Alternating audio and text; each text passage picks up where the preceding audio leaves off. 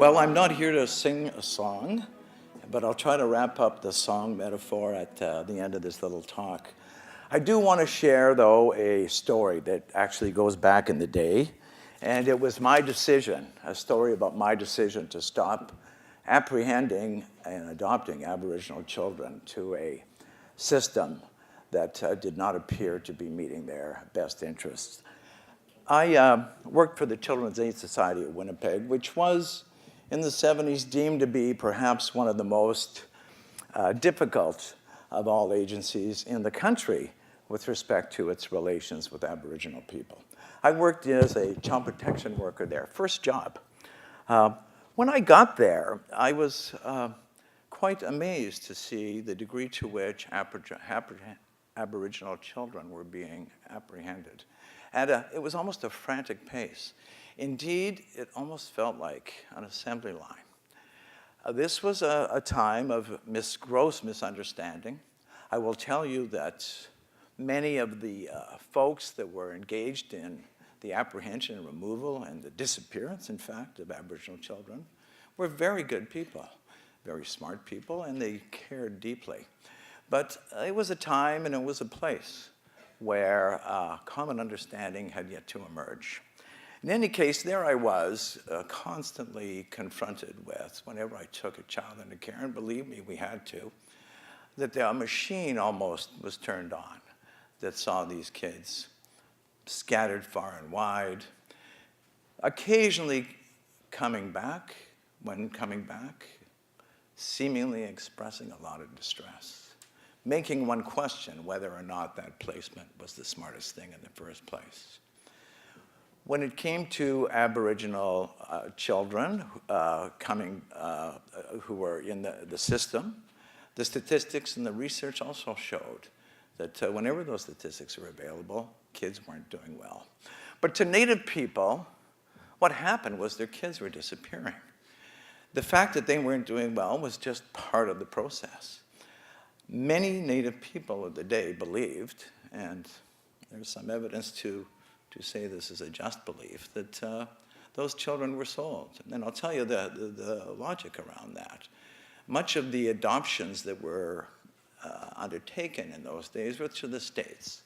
And there's a proliferation of private adoption agencies, at least at that time.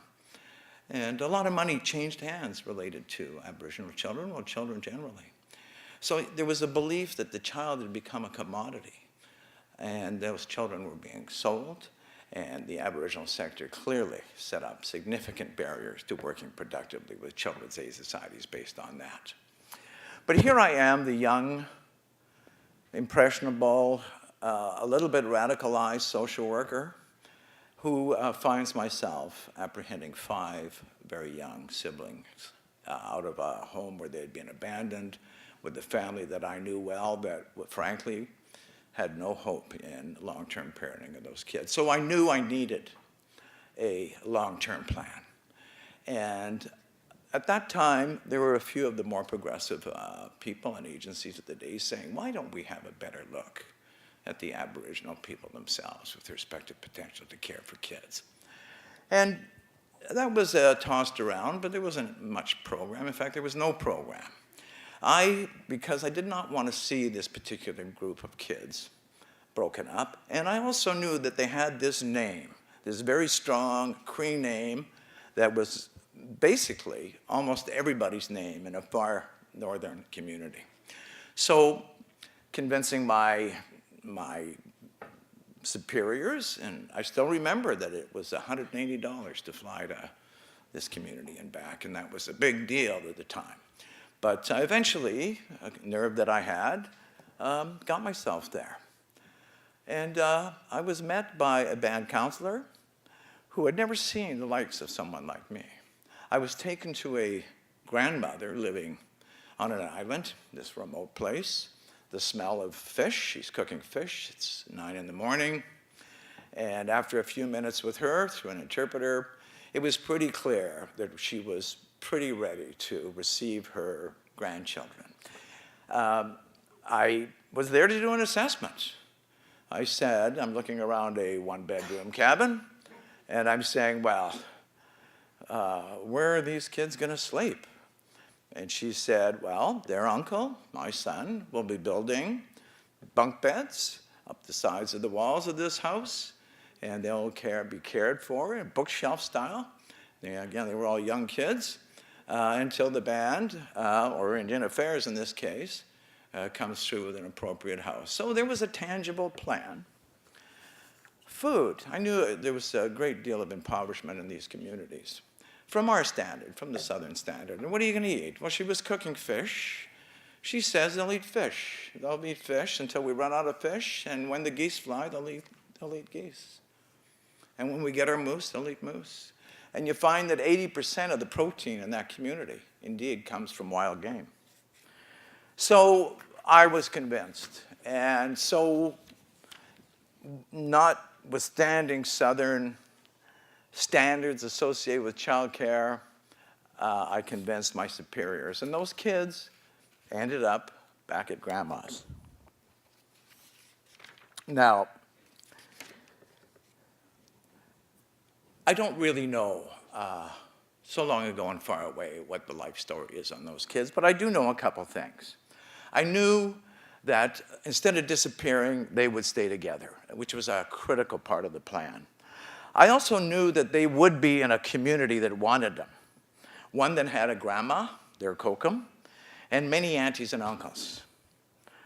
I knew that they would know who they are. They would have a clear identity. And they would have a life plan that was permanent and unconditional. They would have also the benefits that come from being a treaty person, but they would be wrapped in the love of a community. Notwithstanding all the difficulties that people associate with Aboriginal communities, there is a very strong cultural dictate around the value of children and the responsibility for us to care for them. So I felt pretty comfortable with that. Since those days, things have changed, but not everything. What's changed is there's been a tremendous, and this is cross Canada, devolution of child welfare authorities back to First Nations people themselves. Actually, it's a restoration of child welfare authority. And some of these agencies, including mine, have inherited a legacy of residential school trauma, child welfare interventions gone awry, such as my experiences in Manitoba. But it's their kids, it's our kids, and we understand the responsibility to care for them. There's been some excellent programs that would never be developed in a mainstream sector. The programs typically have instead of a forensic orientation where we're gathering evidence to work with the family or really sometimes against the family. It's never quite clear sometimes when we're in the business. Instead of that forensic, there's a very strong ethic for family preservation. The services will all have typically a cultural foundation, use ceremony, they'll have a holistic orientation, they'll see the whole child, not just a set of symptoms or behaviors. A prevention focus, let's help these kids before things turn out the way they do when you have to apprehend. And let's work with the community and all its strengths. One example of innovation I just want to share, because this is from my agency, so I know that best. There are many other examples out there that have a strong cultural base. It's something called My Mother's Sister, or the Nanush program. So it's basically an auntie program. Everyone knows, and it's not just Aboriginal people, everyone knows that aunts and uncles, they have a job to do in your family. If your mother somehow cannot be a mother, if your mother is in hospital, if whatever might happen to take mothers away from their children, pretty much it's an international cultural dictate that her sisters will move in. And that's exactly the premise by which this Nanush program is based on. So we have a very simple job description for them. Establish relationship with that mom. Watch your soap opera if you need to. Make sure that when you watch that soap opera, you tease out the lessons in life. Work with her reality. But above all, hang around, spend some time, and give the kind of advice that an auntie would give, and in this case, all our aunties were experienced mothers, Aboriginal women. The program is lovely and works. There are many similar across the country. Some are as simple as native way daycares that prevent the apprehension of children. Some are a little more dodgy and sketchy and confrontative, and I like them. It is kicking the parents out of the house and keeping the kids in the home. There's one First Nation that has started to do that. We kind of did that back in the day with something called the Homemakers Program, but there's nothing wrong with taking that kind of alternative view in my way. There's no moral problem with it. There might be some legal constraints because of the power of parents over the power of children, so we're going to have to sort out our own attitudes on that. But what we have is a developing system that is now trying, instead of apprehending and removing and kids disappearing, we've got a system that is attempting to break cycles that have cost them thousands of kids in the past. But I also want to continue reflecting a bit on those kids up north, because this is, I'm giving you too much good news. For all that that placement gave them, it cost a lot. I knew that I had also assigned them to a world of diminished life chances and statistical toxicity. It became clear over the years to me, practicing social work, that it's one thing to keep families together. It's another thing to increase the life chances for the children. And we're still working on that. In fact, the overrepresentation of Native children is still very much an issue, as it was back in the 80s. According to my friend Cindy Blackstock, there has been an unbelievable 66 million days of care provided for Native children between 1989 and 2012. So, the challenge now is restoration of Child Welfare Authority, the continued development of that for First Nations. But the reality is not good. The reality is that we're trying to do this in a place where a policy is not clear enough, particular envelopes of funding aren't necessarily assigned. The innovative cultural-based programs find a hard time finding a place for funding. The Nanush program is not funded under child welfare.